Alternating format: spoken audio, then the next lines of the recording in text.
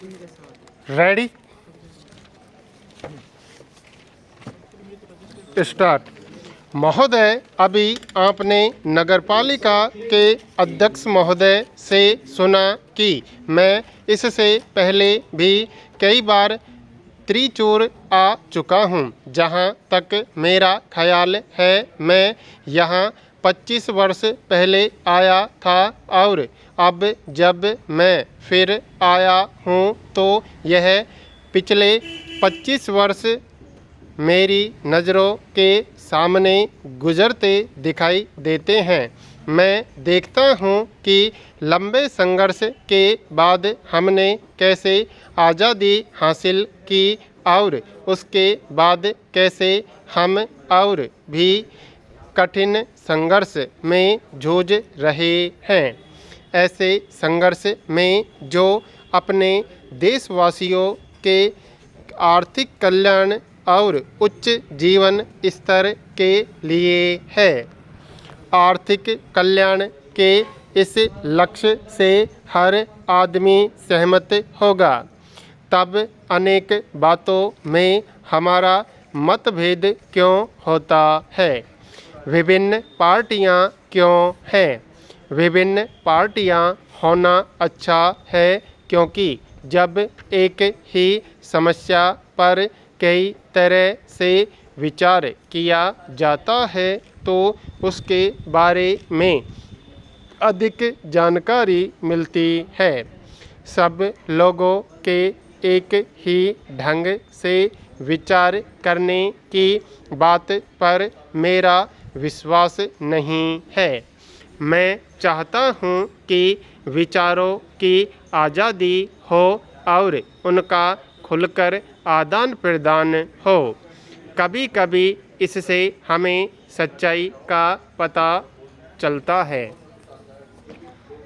फिर भी किस रास्ते पर चला जाए, इस मुद्दे को लेकर अक्सर आपस में मतभेद और लड़ाई झगड़ा क्यों होता है? मैं इसके बारे में आपसे कुछ कहना चाहता हूँ। जहाँ कहीं भी मैं जाता हूँ, इसी बात पर जोर देता हूँ जो बिल्कुल साफ है और जिससे हर एक को सहमत होना चाहिए।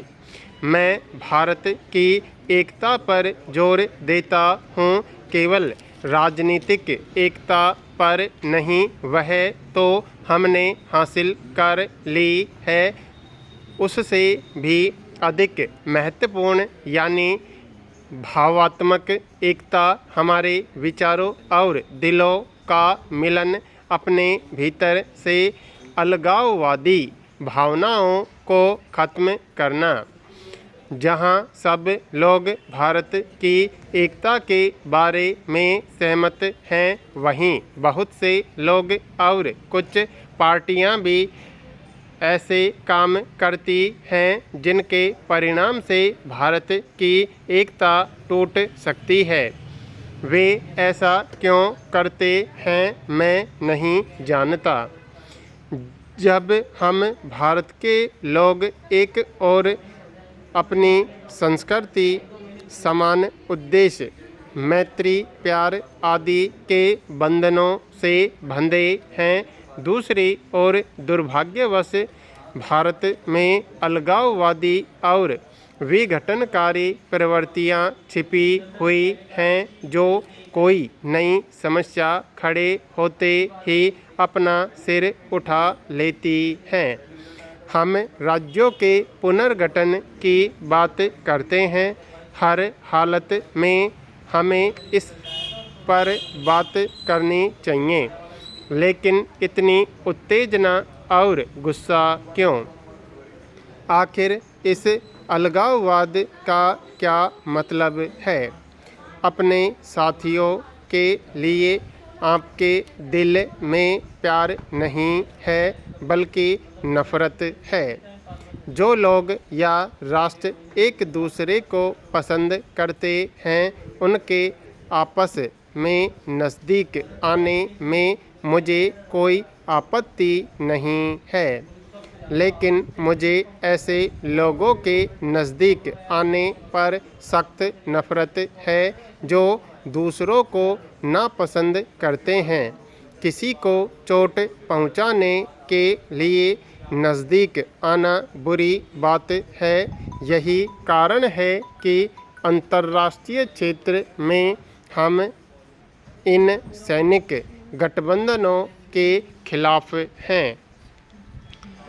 महोदय, हमें ऐसी विघटनकारी प्रवृत्तियों से होशियार रहना चाहिए जो मौका पाते ही देश में सिर उठाने लगती हैं।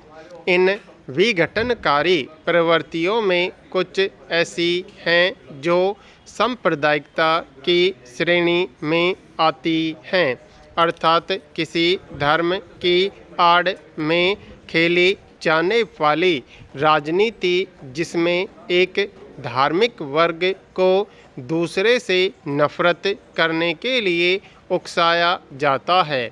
फिर प्रांतवाद या राज्यवाद की प्रवृत्ति है। हमारे देश में सबसे घातक और खतरनाक प्रवृत्ति शायद जातिवाद की है।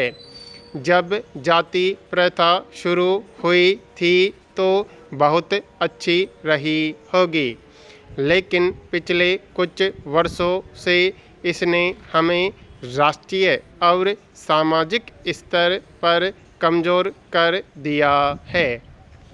इसने हमें छोटे छोटे गुटों में बांट दिया है। इससे लोगों में वर्ग बन गए हैं।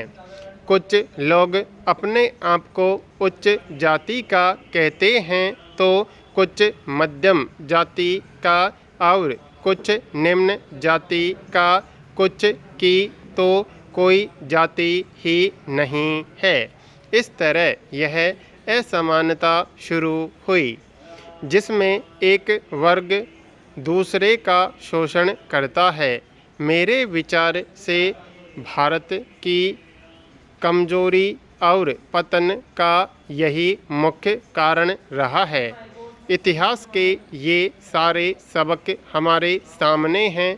हमने देखा है कि अपनी बहुत सी अच्छाइयों और योग्यताओं के बावजूद भी हम राष्ट्रों की दौड़ में बार बार पिछड़े हैं और हमारे बीच एकता की इस कमी के कारण ही भारत का पूरा समाज ऐसी जातियों और वर्गों में बट गया है जो एक साथ नहीं चल पाते। इसलिए मैं हर जगह भारत की एकता पर और सांप्रदायिकता, प्रांतीयता, अलगाववाद, राज्यवाद और जातिवाद से लड़ने की ज़रूरत पर जोर देता हूँ।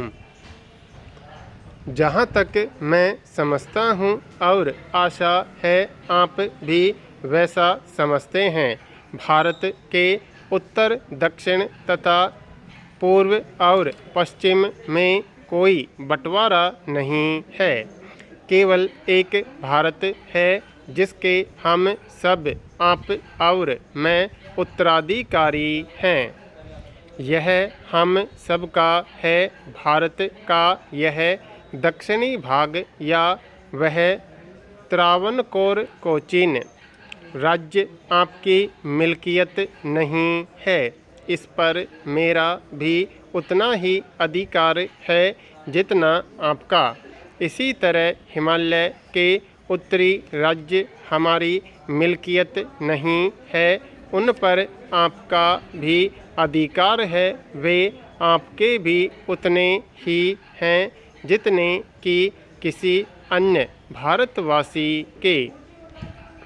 इसलिए उत्तर से दक्षिण तक पूरा भारत प्रत्येक भारतवासी की साझी विरासत है। भारत का अब तक का हजारों वर्ष का इतिहास और उसकी समूची संस्कृति, चाहे वह उत्तर की हो या दक्षिण की अथवा किसी और स्थान की, हमारी साझी विरासत है। यही नहीं, हमारे सामने फैला विराट भविष्य भी हमारी साझी विरासत बनेगा। इस बहस के दौरान जो मुख्य मुद्दे उठाए गए हैं और आलोचना की गई है तथा सुझाव दिए गए हैं, उनके बारे में निस्संदेह मेरे साथी माननीय रक्षा मंत्री महोदय जवाब देंगे। मैंने केवल रक्षा व्यवस्था के कुछ मुख्य और बुनियादी सिद्धांतों और खासकर हमारे सामने आने वाली समस्याओं की ओर सदन का ध्यान खींचने के लिए बहस में हस्तक्षेप किया है।